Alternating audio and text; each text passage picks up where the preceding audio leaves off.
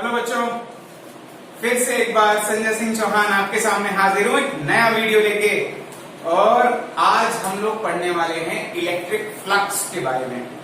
अगर आप लोगों को ध्यान हो, पहले हम इलेक्ट्रिक फील्ड लाइंस के बारे में पढ़ चुके। इलेक्ट्रिक फील्ड क्या होती है वो पढ़ चुके थे। That field is an area where force of a body can be experienced. किसी भी चीज के फोर्स को एक्सपीरियंस किया जा सकता है जिस रीजन में उसको बोलते हैं फील्ड। अगर चार्जेस की बात करें तो दैट इज इलेक्ट्रिक फील्ड। अब बात करते हैं इलेक्ट्रिक फ्लक्स के बारे में कि ये फ्लक्स क्या है भैया, ये इलेक्ट्रिक फ्लक्स क्या है।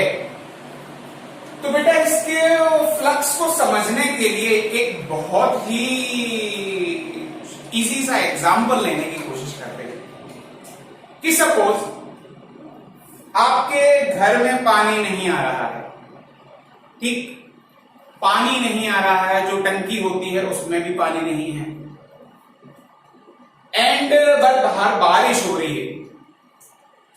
तो हमारा एक भाई है, ए नाम का एक भाई है, ए नाम का एक भाई है, ये अगर नहाना चाहता है तो क्या करे? तो आप लोगों का आंसर होगा बारिश में खड़े होकर नहा ले। सही कह रहा हूं, झूठ कह रहा हूं? लेकिन एक दिक्कत है यार, ए बहुत शर्मीला है, बारिश में खड़े होकर नहीं नहा पाता। अब क्या करे भैया? तो उसके लिए एक ऑप्शन बचता है। आप लोग बोलोगे कि एक बाल्टी को जहां बारिश हो रही है वहां पर रख दे, जितना पानी बाल्टी में भर जाएगा उससे फिर भैया बाथरूम में ले जाके नहा ले। सही कह रहे हैं, झूठ कह रहे हैं?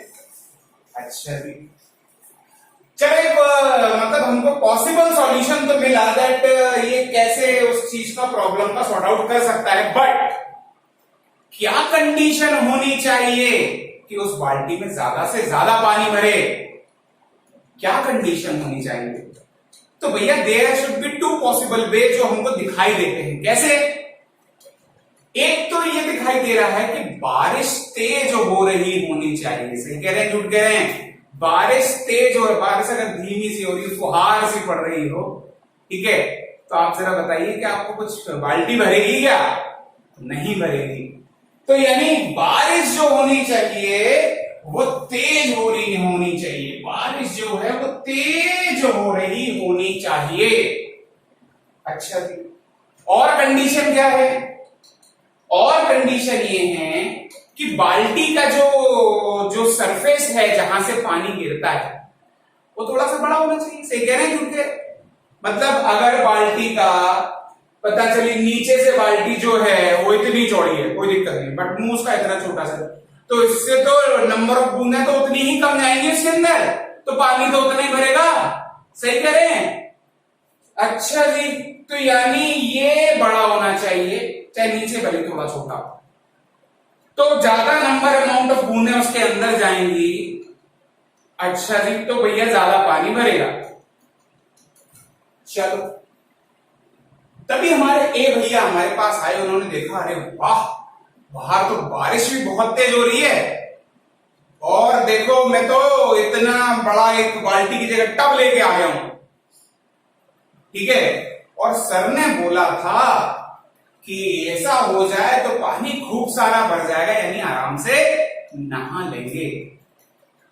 तभी क्या हुआ कि वो आधे घंटे बेचारा बैठा रहा। आधे घंटे बाद देखा कि टब में पानी की एक बूंद भी नहीं गई थी। क्यों? क्योंकि टब उल्टा रखा था। तो यानी एक पर्टिकुलर एंगल पर भी होना चाहिए, ध्यान रखना, एक पर्टिकुलर एंगल पर होना चाहिए। अब हमें किस पानी से मतलब है? जो पानी उस टब के अंदर गया है कि बाहर जो फैला है, उस ए पर्सन को उसी पानी से मतलब है ना जो टब के अंदर गया है। दैट पानी, दैट जो भी वाटर उसके अंदर इकट्ठा हुआ है, that is called water flux. क्या? Water flux.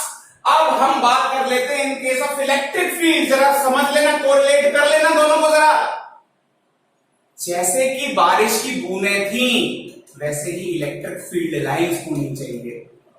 मतलब हम अगर किसी एरिया में इलेक्ट्रिक फ्लक्स को कैलकुलेट कर रहे हों तो क्या होना चाहिए? पहली कंडीशन, फ्लक्स को हम दिखाते हैं, डिनोट करते हैं फाई से। ओके, तो एक इसकी इलेक्ट्रिक फील्ड लाइंस ज्यादा होनी चाहिए, इलेक्ट्रिक फील्ड लाइंस ज्यादा होनी चाहिए। अच्छा जी, दूसरा क्या होना चाहिए कि भैया इसका सरफेस एरिया भी ज्यादा होना चाहिए। अगर इतना सा एरिया है, छोटा सा एरिया है, इतना छोटा सा, तो नंबर ऑफ फील्ड लाइंस भी कम गुजरेंगी इसके अंदर से। अगर एरिया बड़ा सा है तो नंबर ऑफ फील्ड लाइंस इसके अंदर से ज्यादा गुजरेगी, तो हम ये कह देंगे कि इस जगह पर ज्यादा फ्लक्स इकट्ठा हुआ है। अच्छा, ये फ्लक्स बताएगा क्या? फ्लक्स एक हमको ये बताएगा कि उस पर्टिकुलर जगह पर इंटेंसिटी ऑफ इलेक्ट्रिक फील्ड कितनी ज्यादा है।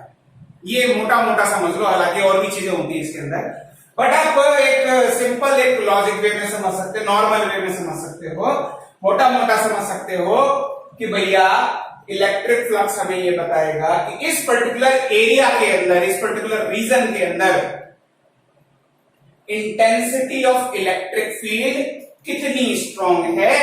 मतलब क्या होता है? मतलब ये होता है कि आपका फ्लक्स किसके ऊपर डिपेंडेंट है? आपका फ्लक्स डिपेंडेंट है इलेक्ट्रिक फील्ड के ऊपर। जितनी ज्यादा इलेक्ट्रिक फील्ड स्ट्रांग, यानी जितनी तेज बारिश हो रही है, उतनी ही तेज बारिश की बूंदें, यानी उतनी ही तेज number of electric field lines passing through a particular area, and area should be higher, area भी ज्यादा होना चाहिए। तो भैया हम डायरेक्टली इसको बोल सकते हैं कि फाई किसी पर्टिकुलर एरिया पर ई फ्लक्स, इलेक्ट्रिक फ्लक्स है तो फाई ई लिख लीजिए। ये होता है क्या? तो सर तीसरी बात आपने एंगल की बात करी थी, तो हाँ, angle that is E S cos theta. ठीक, ये थीटा क्या है? ये थीटा क्या है? थीटा वो जो एंगल है जो इसके उसके वैल्यू के चारों तरफ। अब ऐसा देखो जरा, अगर चलिए, तो हम ये क्या बात कर रहे हैं यहां पर? एंगल की। मतलब ये जो सरफेस है इसका area vector should be in the direction of field, in the direction of field. तो इन दोनों के बीच में एंगल क्या बनेगा भैया? जीरो बनेगा। अगर जीरो एंगल बनेगा तो हम बोलते हैं cos जीरो की वैल्यू होती है उस समय मैक्सिमम, दैट इज 1। तो phi will be equals to maximum जो भी होगा आपका। और अगर मान लो इसको हमने परपेंडिकुलर कर दिया, जैसे इस सरफेस को हमने ऐसा कर दिया, इसका एरिया वेक्टर दिया ये, और ये आ गई आपकी बारिश की बूंदें कह लो, या फिर इलेक्ट्रिक लाइंस बोल रहे हैं, तो ये क्या बना रहा है? यहां पर 90 डिग्री बना रहा है, तो यहां हो जाएगा cos 90 डिग्री, और cos 90 डिग्री के केस में फ्लक्स की वैल्यू कितनी हो जाएगी? जीरो। ये वही केस है जब आपने टब को खड़ा कर दिया। तो यानी एंगल बहुत बड़ा रोल निभाता है किसी चीज के फ्लक्स को कैलकुलेट करने के लिए। तो चलिए अब हम जरा ये देखते हैं कि इस फ्लक्स के जरिए इंटेंसिटी ऑफ इलेक्ट्रिक फील्ड हम कैसे निकालते हैं। How do we calculate the intensity of electric field using electric flux? इसके लिए हमारे एक महान साइंटिस्ट थे, उन्होंने अपनी थ्योरम भी दी थी। तो आगे सबसे पहले इस थ्योरम को पढ़ेंगे, फिर उसके बाद आगे बढ़ेंगे। तो आप अगर इसमें कुछ नोट करना चाहें तो कर लें। चलिए बेटा, हम लोग गॉसेस थ्योरम पढ़ने जा रहे हैं यहां पर। जैसे कि हमने बात की थी, गॉस थ्योरम हमको किस चीज की वैल्यू निकाल के देती है? अभी हमने आपसे बात की थी कि जो इलेक्ट्रिक फ्लक्स है उसके जरिए हम इंटेंसिटी ऑफ इलेक्ट्रिक फील्ड कैसे निकालते हैं। ये हम जरा इसके टर्म में बात करने की कोशिश करते हैं। तो गॉस थ्योरम, गॉस जी ने ये बोला था अपनी थ्योरम में कि एक अगर कोई भी क्लोज्ड सरफेस ले लें, ध्यान रखना सरफेस, क्लोज सरफेस ले रहे हैं, एक क्लोज्ड सरफेस ले लें, उस क्लोज्ड सरफेस से लिंक होने वाला जो इलेक्ट्रिक फ्लक्स होगा, ध्यान रखना, एक क्लोज्ड सरफेस से लिंक होने वाला जो इलेक्ट्रिक फ्लक्स होगा will be equals to 1/epsilon0 times the charge present. ये बोल रहे हैं, मतलब जितना भी चार्ज प्रेजेंट होगा, it can either be positive, it can either be negative. यानी ध्यान रखना थोड़ी चीजें यहाँ, दो तीन पहले चीजें पहले समझ लो कि अगर पॉजिटिव चार्ज है तो इलेक्ट्रिक फील्ड लाइन स्टार्ट हो रही है, नेगेटिव चार्ज है तो क्या हो रही है, देखो चार्ज की बात कर रहे हैं हम यहाँ पर। नेगेटिव चार्ज है अगर यहाँ पर, तो यहाँ पर क्या हो रही है, टर्मिनेट हो रही है, यहाँ पर टर्मिनेट हो रही है इलेक्ट्रिक फील्ड लाइंस। तो अगर शेप एंड साइज इतनी है, चाहे बड़ी कर दे, अगर चार्ज उतना ही है, लिमिटेड चार्ज लिमिटेड है, तो इससे लिंक होने वाला फ्लक्स हमेशा Q/ε0 होगा। ये उन्होंने बोला। और इसको अगर फॉर्मुलेट करके लिख लें, इसको अगर हम फॉर्मुलेट करके लिख लें, तो उन्होंने ये बोला कि किसी क्लोज्ड सरफेस में E डॉट एरिया निकाल लें। मतलब E एरिया, अगर स्मॉल एरिया के लिए बात कर रहे हैं तो हम dA लिख सकते हैं भैया, इज इक्वल्स टू Q/ε0। ये ध्यान रखना, this will always remain this particular value only. Okay, तो अब देखो ये लॉ अपने आप में बेटा बहुत बड़ा इंपॉर्टेंट लॉ है। ठीक, आप ऐसे इस चीज के जरिए हम कई चीजों के अंदर की इंटेंसिटी, इलेक्ट्रिक फील्ड इंटेंसिटी को निकाल के देखेंगे कैसे करते हैं। सिर्फ ऐसे थोड़ी नहीं कि थ्योरम पढ़ लिया और सब कुछ हो गया। ठीक है, तो हम इस चीज को जब आगे पढ़ेंगे तो ये क्या है, ये Gauss theorem is actually consequence of Coulomb's law. Okay, and Coulomb's law को भी डेराइव कर सकते हैं इससे, और कूलम्ब्स लॉ भी ऑब्टेन किया जा सकता है इससे। कैसे, एक फर्दर किसी एक अलग लेक्चर में हम उसके बारे में बात भी कर लेंगे। ओके, तो अभी हम इसके बारे में बात कर रहे हैं दैट गॉसेस थ्योरम क्या कहती है कि कोई भी क्लोज्ड सरफेस है, उससे लिंक होने वाला इलेक्ट्रिक फ्लक्स वहां पर मौजूद चार्ज के 1/ε0 टाइम्स होगा। ओके, चलिए अब इसके जरिए एप्लीकेशंस ऑफ गॉसेस थ्योरम जरा पढ़ते हैं। Direct application of Gauss's theorem की तरफ चले जाते हैं, तो हम वहां पर देखेंगे किस तरह से इस गॉस थ्योरम को अप्लाई करके, अलग अलग जगह इंटेंसिटी ऑफ इलेक्ट्रिक फील्ड निकालते हैं। तो चलिए इसको नोट कर लीजिए आगे। ओके बच्चों, चलिए अब हम पढ़ने जा रहे हैं applications of Gauss theorem. Gauss theorem की एप्लीकेशन, गॉस थ्योरम को हम कहां कहां अप्लाई कर सकते हैं। जहां पर अप्लाई करेंगे उसके बाद कह दो सर ऐसा तो आप कह रहे हो कि यहाँ इसकी इंटेंसिटी इतनी होगी, कोई चार्ज बॉडी है इसके इधर इंटेंसिटी इतनी होगी। हम ये कह रहे हैं कि कैलकुलेट करके दिखाओ कितनी होगी, ऐसे नहीं मानेंगे। तो हमने अभी स्टार्टिंग में अलग अलग सरफेसेस को लेंगे, अलग अलग एप्लीकेशन में अलग अलग सरफेस को लेंगे। तो सबसे पहले हम ले रहे हैं यहां पर एक पॉइंट चार्ज। एक हमने पॉइंट चार्ज ले लिया, मान लीजिए प्लस का Q।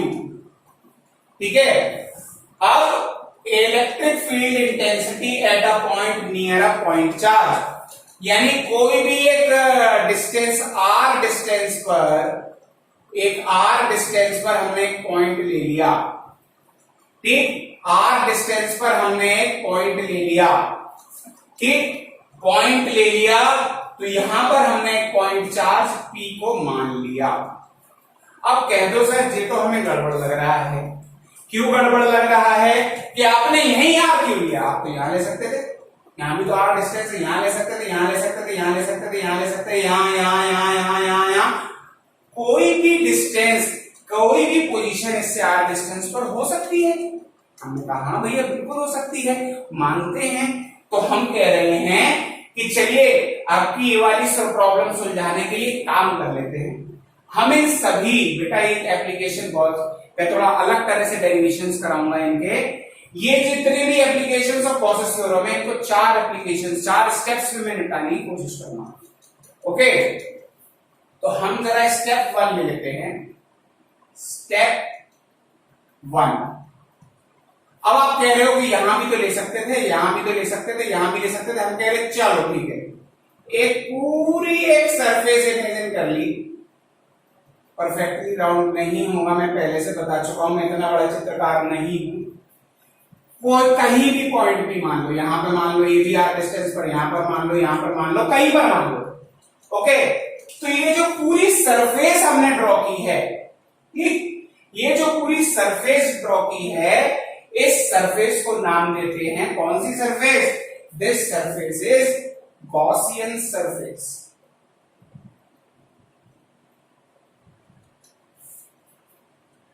Gaussian surface. चलिए अब एक चीज और देखते हैं कि गॉसियन सरफेस ड्रॉ करते टाइम एक सिमेट्री को फॉलो करते हैं। कैसी सिमेट्री फॉलो करते हैं जरा देखिए कि अगर ये पॉइंट चार्ज है तो क्या हम इस सरफेस को ले सकते थे?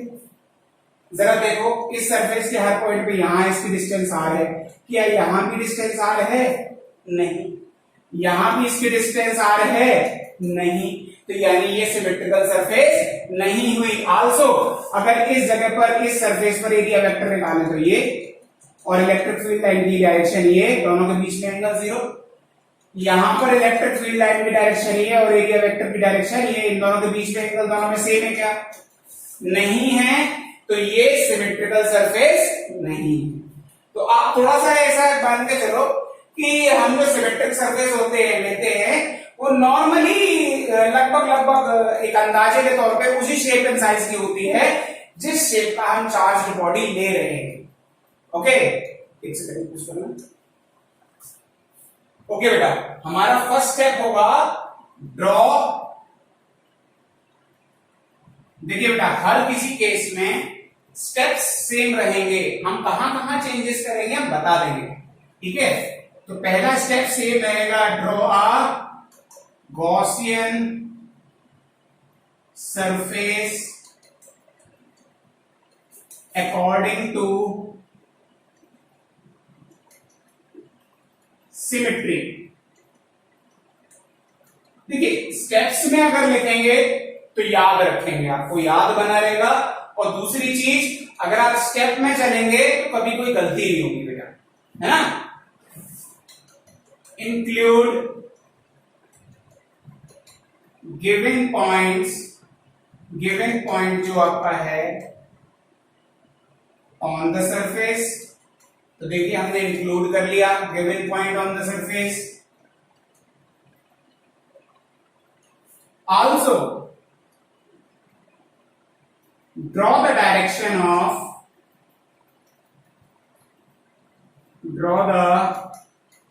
direction of electric field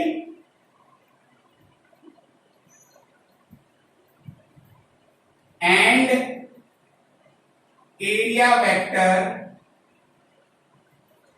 at this point। चलिए ऑन दिस पॉइंट कह रहे हैं, ठीक है? तो यहां पर देखिए यहां पर इलेक्ट्रिक फील्ड लाइन बाहर की तरफ जा रही है, तो this is your electric field line. हम क्यों इंक्लूड करना चाह रहे हैं, ध्यान रखिए, इससे हमें एंगल पता चल जाएगा एरिया वेक्टर और इलेक्ट्रिक फील्ड लाइन के बीच का। यहां पर अगर एरिया वेक्टर इसका निकालना चाहे तो इसके परपेंडिकुलर होता है, तो ये हो गया आपका area vector, this is your E. इन दोनों के बीच में एंगल कितना है? 0। तो भैया स्टेप 2 क्या है? देखिए गॉसियन थ्योरम हमारी क्या होती थी, close integral E dot D is equal to Q upon epsilon naught होती थी भैया। तो हम सेकंड स्टेप में इसके एलएचएस को सॉल्व करेंगे, ठीक? तो solve close integral E dot D. चलिए अब जरा एक बात कर लेते हैं, क्लोज सरफेस तो है ही, हमको पता चला। अच्छा जी, तो क्लोज इंटीग्रल ही है और दोनों के बीच में एंगल कितना था भैया? 0। तो हम इसे ई डी ए cos 0 लिख सकते हैं। अच्छा जी, इसको आप ई डी ए और वैल्यू होती है cos 0 की 1, तो ई हो गया आपका बाहर। अच्छा आप ए की बात करें, इसका एरिया कितना होगा? ध्यान रखना, this is not a circle, क्योंकि आर तो आप यहां भी ले सकते थे ना, आर यहां भी ले सकते थे, तो एक स्फीयर है पूरा, तो स्फीयर का एरिया कितना होता है? 4 पाई आर स्क्वायर। चलिए थर्ड स्टेप में राइट हैंड फॉर्मूला यूज करेंगे, राइट हैंड साइड। स्टेप 3, यानी वैल्यू ऑफ चार्ज कैलकुलेट करेंगे। एप्सिलॉन नॉट तो वैसे भी करेंगे कांस्टेंट है, value of charge that is Q. ये चार्ज क्यू ही है, सिंगल पॉइंट चार्ज ले रहे हैं, ठीक। यहां पर कैपिटल क्यू ले रहे हैं तो कैपिटल क्यू ले लिया भैया। चलिए अब step 4 final Gauss theorem apply करें और दोनों तरफ वैल्यू रख दें। Step 4 applying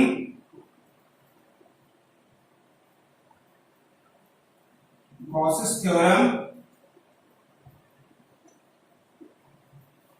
and putting values. चलिए गॉस थ्योरम को हमने अप्लाई किया तो क्या हुआ, close integral E dot D is equals to Q upon epsilon naught. तो भैया एलएचएस सॉल्व किया था तो क्या आया था हमारा ई 4 पाई आर स्क्वायर। तो this is your E 4 pi R square और ये चार्ज क्यू था तो क्यू अपॉन एप्सिलॉन नॉट ही है। अच्छा जी, इसको सॉल्व करो, ई की वैल्यू निकालो तो क्या होगा, E will be equals to देखो 4 pi 1 upon 4 pi R square Q upon epsilon naught ही हो गया। और अगर फॉर्मूले के हिसाब से रख के देख लो तो E will be equals to 1 upon 4 pi epsilon naught, ठीक, Q अपॉन आर स्क्वायर। ध्यान रखिए जरा, इससे हम कूलॉम्स लॉ भी कर सकते हैं क्या, एक चार्ज से मल्टीप्लाई यहां करो, एक चार्ज से मल्टीप्लाई यहां करो तो आपका कूलॉम्स लॉ भी ड्राइव हो जाएगा हैं। चलिए एक ग्राफ और बना लेते हैं, graph between E and R। तो क्या होगा देखिए, E is inversely proportional to R square. तो हम ये देख रहे हैं इनवर्स स्क्वायर लॉ है, अगर ये E ले लिया ये R ले लिया तो इसकी वैल्यू कैसी होगी, ऐसी होगी। ओके बेटा, तो इसको पॉज करके आराम से नोट डाउन करो, ठीक। इसकी एप्लीकेशंस, बाकी एप्लीकेशंस को हम लोग कल पढ़ेंगे, ठीक, और मजे करेंगे, अच्छे से आराम से पढ़ेंगे। इसकी बाकी एप्लीकेशंस पढ़ने के लिए फिर से वीडियो अच्छा लगा हो लाइक करो, सब्सक्राइब करो और बेल आइकन प्रेस कर दो। हम जल्दी मिलते हैं अपने अगले वीडियो में, तब तक के लिए जय हिंद।